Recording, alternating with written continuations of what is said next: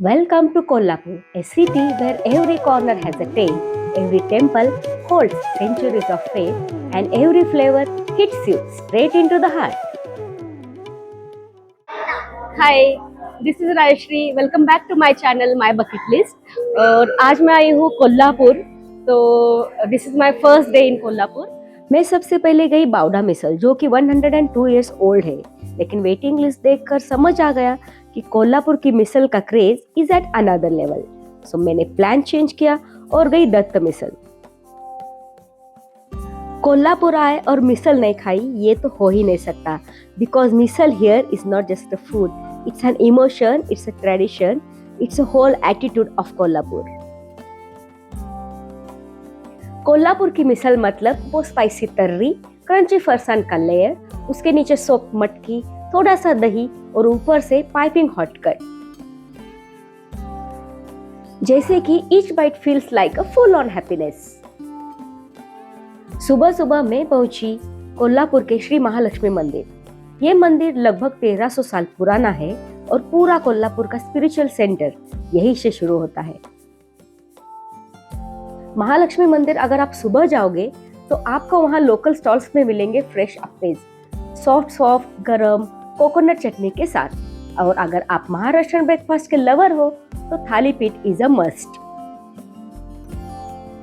और हाँ, एक इम्पोर्टेंट बात, महालक्ष्मी मंदिर का पार्किंग। मंदिर के पास प्रॉपर पेड पार्किंग अवेलेबल है। Sometimes the best trips are not planned, they just happen, and this Kolhapur trip was exactly like that. आज मेरे दिन की शुरुआत हो रही है महालक्ष्मी मंदिर से, जिसे यहाँ अंबाबाई के नाम से भी जाना जाता है। और this is not just a temple, it's one of the most powerful शक्तिपीठास in India. ये मंदिर चालुक्य यादव इरा का मास्टरपीस माना जाता है और यहाँ की energy, trust me, you can feel it. मंदिर का stone architecture, beautifully carved pillars और गर्भगृह का शुद्ध शांति भरा माहौल इतना सूथिंग था कि बस कुछ सेकंड्स के लिए मैंने खुद को पॉज कर दिया था। एक कहानी ऐसी भी कहती है कि देवी महालक्ष्मी किल्ड कोल्हासुर ऑन अश्विन शुद्ध पंचमी। Further, while on deathbed, Kolhasur requested 3 wishes. First, to give my name to this region. Second, this region should be holy pilgrim, same as Gaya. And third, every year you must kill a pumpkin for me. Thus, this region was named as Kolhapur. Mythology के अनुसार ये कहानी है कि महालक्ष्मी माता ने महिषासुर का वध यही किया था धरती को बचाने के लिए। और ऐसी भी मान्यता है कि भगवान विष्णु भी यहाँ 3 दिन भगवान लक्ष्मी के दर्शन के लिए आते हैं। इधर अंदर कैमरा अलाउड नहीं है, इसलिए मैं दर्शन लेके आती हूँ, फिर आपको सब बताऊंगी कि अंदर मुझे कैसा लगा। मंदिर में आप 2 तरीके से दर्शन ले सकते हैं, एक है मुख दर्शन और एक आप लाइन में लग सकते हो। तो लाइन में बहुत देर लगती है, लेकिन मुख्य दर्शन आपका 5 मिनट्स में हो जाएगा। मंदिर में कैमरा अलाउड नहीं है और आई रिस्पेक्ट दैट, लेकिन जब आप मंदिर के अंदर जाते हो तो आपको एक पीसफुल, डिवाइन एंड काम एनर्जी का एहसास होता है, जो कैमरे में या जो फ़ोन में हम कैप्चर नहीं कर सकते, वो आपको महसूस करना पड़ेगा। मंदिर के अंदर और बाहर आपको कोल्हापुर की एक और खूबसूरत झलक मिलती है। यहाँ के स्मॉल स्टॉल्स सिर्फ प्रसाद या फ्लावर्स तक लिमिटेड नहीं होते, ये पूरा कोल्हापुरी कल्चर का मिनी मार्केट लगता है। Kolhapuri chappal, Kolhapuri pheta, local Kolhapuri saris, silver ornaments and temple jewellery, सब कुछ एकदम वाइब्रेंट, कलरफुल और ऑथेंटिक। मेरा नेक्स्ट स्टॉप था टाउन हॉल म्यूजियम। ये बिल्डिंग ब्रिटिश इरा का एक हेरिटेज स्ट्रक्चर है। 1872 के आसपास ये बनाया गया था। पहले town hall museum as a judicial court use किया करते थे, फिर बाद में 1940 में इसे म्यूजियम के तौर पे मान्यता दी गई। अंदर जाते ही आप देखोगे ancient coins, old stone sculptures, Chalukya Rashtrakuta period के आर्टिफैक्ट्स और कोल्हापुर की राजवाड़ा हिस्ट्री से जुड़ी चीजें। टाउन हॉल म्यूजियम का आर्किटेक्चर आप देखोगे ना, तो लिटरली आपको ऐसा लगेगा कि आप 100 साल पीछे चले गए हो, क्योंकि ये ब्रिटिश इरा का आर्किटेक्चर है और एकदम एंशिएंट एंड यूनिक आर्किटेक्चर। मैं अभी आई हूँ कोल्हापुर के बहुत पुराने हिस्टोरिकल एंड हेरिटेज साइट पर, जो कि है शाहू महाराज पैलेस। ये पैलेस अराउंड 1884 टू 1888 में फॉर्म हुआ था। ये शाहू महाराज का पैलेस था और इधर अंदर कैमरा अलाउड नहीं है, लेकिन उसके अंदर आपको various types of sculptures, artifacts and various types of portraits ये सब देखने मिलेंगे। और शाहू महाराज वो थे जिन्होंने अपने रिफॉर्म से सोशल स्ट्रक्चर को, इंडियन सोशल स्ट्रक्चर को चेंज किया था। तो उनके विजन को, उनके लाइफस्टाइल को इस पैलेस ने बहुत ही बखूबी से great lawns, huge arches, Victorian style structure, पूरा पैलेस एक रॉयल फिल्म सेट जैसा लगता है। एंट्री टिकट लेके आप म्यूजियम घूम सकते हो।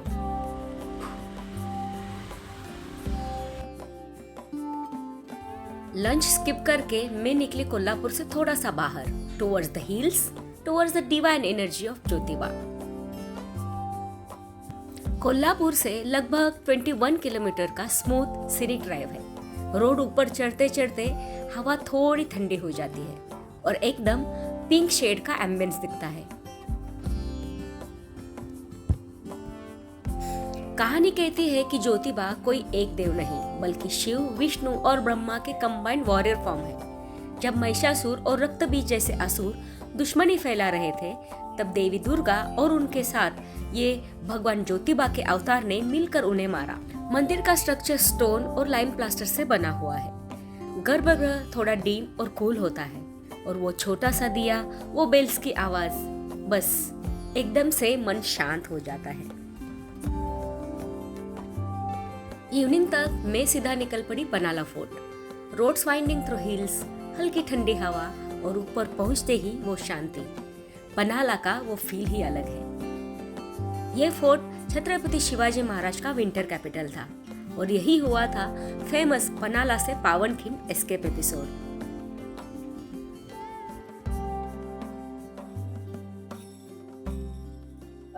ये जो आप मेरे पीछे देख रहे हो, ये वीर बाजी प्रभु देशपांडे का स्टैच्यू है। जब छत्रपति शिवाजी महाराज पन्नालगढ़ से विशालगढ़ जाने वाले थे, तो आदिल शाही सैनिकों ने उनका रास्ता रोक लिया था। तो छत्रपति शिवाजी महाराज को बचाने के लिए बाजी प्रभु देशपांडे ने अपनी जान की बाजी लगाकर छत्रपति शिवाजी महाराज को उनके डेस्टिनेशन तक पहुंचाया। पनाला फोर्ट महाराष्ट्र के सबसे बड़े और सबसे स्ट्रेटेजिकली इंपॉर्टेंट फोर्ट्स में से एक है। इसका कंस्ट्रक्शन 11 टू 12th सेंचुरी के अराउंड शैलहारा डायनास्टी ने स्टार्ट किया था। बाद में आदिल शाही के पास आया और फिर आया वो गोल्डन एरा छत्रपति शिवाजी महाराज का।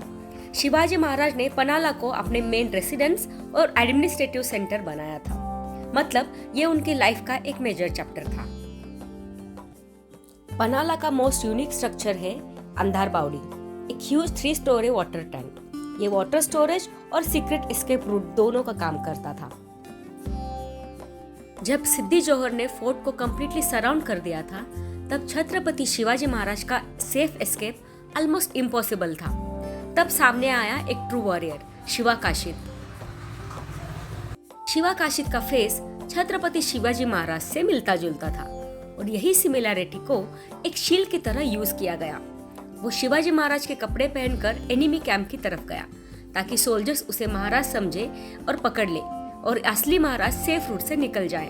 और वैसे ही हुआ। एनिमी फोर्सेस ने शिवा काशिद को छत्रपति शिवाजी महाराज समझकर कैप्चर कर दिया। जब छत्रपति शिवाजी महाराज विशालगढ़ के लिए रवाना हुए, तो आदिल शाही फौजों ने उनका रास्ता रोक लिया और तब वीर बाजी प्रभु देशपांडे ने अपनी जान की बाजी लगाकर शिवाजी महाराज को उनके डेस्टिनेशन तक पहुंचाया था।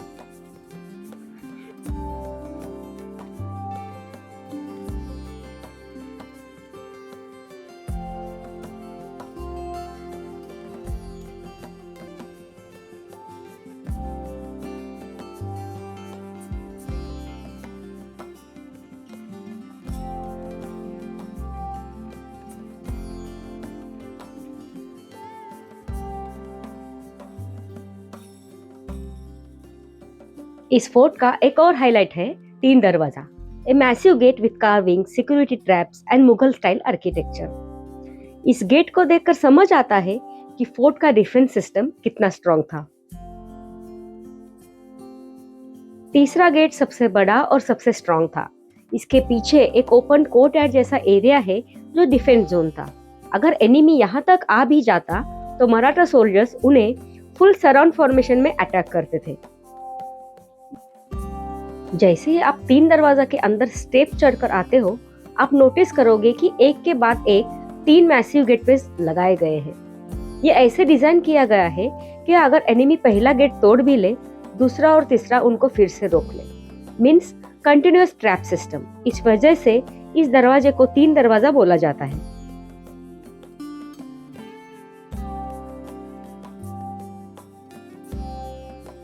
मेरा नेक्स्ट पॉइंट था सज्जा कोठी। सज्जा कोठी एक्चुअली एक वॉच टावर रूम था, फोर्ट के अंदर का हाईएस्ट पॉइंट में से एक, जहाँ से पूरा पनाला और आसपास का कंट्री साइड एकदम क्लियरली दिखता था। It work like 360 degree surveillance point.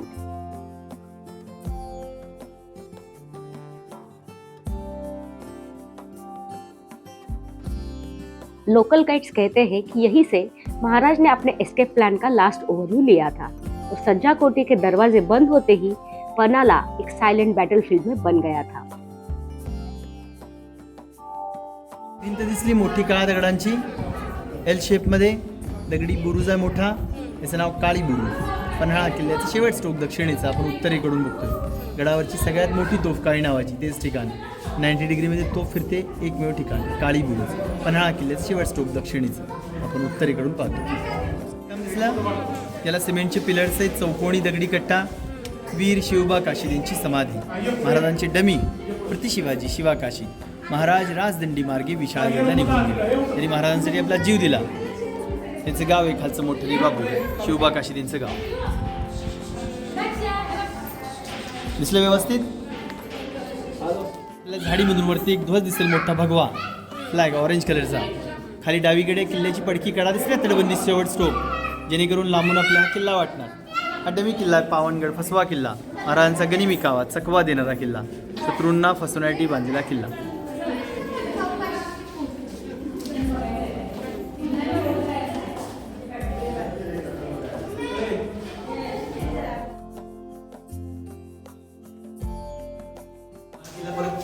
अलीच्याकडे गेला आणि हा किल्ला गेला आपल्या परत 13 वर्षांनी 6 मार्च 1673, 12 जुलैपासून त्यांच्याकडे होता 1660 त्या दिवशी लागली 6 मार्च 1673, 13 वर्ष।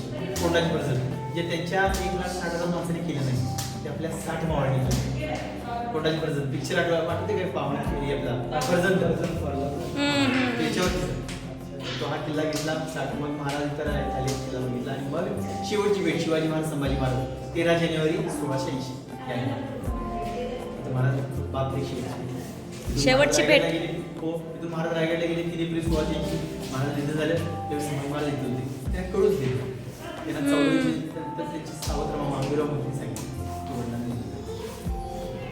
त्या इमारतीला भरपूर हिस्ट्री आहे। और फिर मैं गई पन्हाला के पास एक ऐसे हिस्टोरिकल स्पॉट पर जिसका नाम आते ही मराठा एम्पायर की शेरनी याद आती है। वो थी रानी तारा रानी, शिवाजी महाराज की बहू और छत्रपति राजाराम महाराज की पत्नी। ये building originally Maratha administrative point plus residential fortification था, a place from where officials work stayed और जहां तारा रानी का पॉलिटिकल प्रेजेंस बहुत एक्टिव था। ये प्लेस जहां एक वक्त में मराठा एम्पायर की रानी ने डिसीजन लिए, आज यही बिल्डिंग फ्यूचर जनरेशंस को एजुकेट कर रही है। हिस्ट्री से भरा हुआ पास्ट और होप से भरा हुआ future. Evening in Kolhapur means only one place, Rankala lake. मैं यहाँ अराउंड 5:30 बजे गई थी। लेक के पास वॉक करते ही वो शांति फील होती है, जिसके लिए लोग शाम को स्पेसिफिकली यहाँ आते हैं। सूरज धीरे धीरे गोल्डन हो रहा था और पानी पर उसकी reflection just beautiful. Perfect end to a perfect Kolhapur day.